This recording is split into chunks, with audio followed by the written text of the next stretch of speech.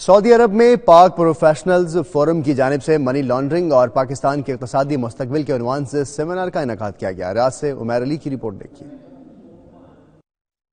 سعودی عرب کے شہر ریاض میں پاک پروفیشنلز فورم کی جانب سے منی لانڈرنگ اور پاکستان کے اقتصادی مستقبل کے عنوان پر سیمینار ہوا۔ سیمینار سے خطاب کرتے ہوئے فورم کے صدر پروفیسر ندیم احمد نے کہا، ملک اقتصادی بحران سے دوچار ہے، حکومت منی لانڈرنگ روکنے کے لیے مزید اقدامات کرے۔ فورم کے جنرل سیکرٹری فیاض محمود نے کہا کہ پاکستان میں ہر سال 10 ارب ڈالر کی منی لانڈرنگ ہوتی ہے، جس کی وجہ سے ملک کی اقتصادی صورتحال ابتر ہو چکی ہے۔ ہم دیکھ رہے ہیں کہ اس کے کتنے زبردست نقصان ہو رہے ہیں ہمارے ملک کو۔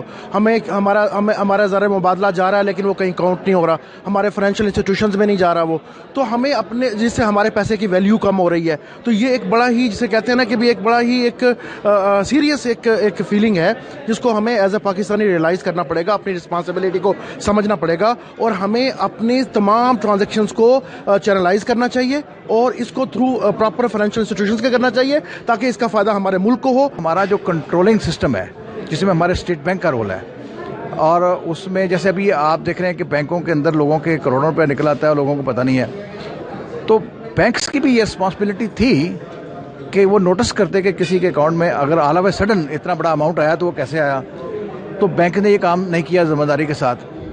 اچھا، اگر بینک نے وہ کام نہیں کیا تو بینک کے اوپر ایک ریگولیٹر تھا، وہ ریگولیٹر کون ہے؟ وہ اسٹیٹ بینک ہے، جیسے یہاں پہ ساما ہے، تو ریگولیٹر نے بھی اپنی رسپانسبلٹی پوری نہ کی، جس کی وجہ سے یہ سارا کچھ ہوتا رہا۔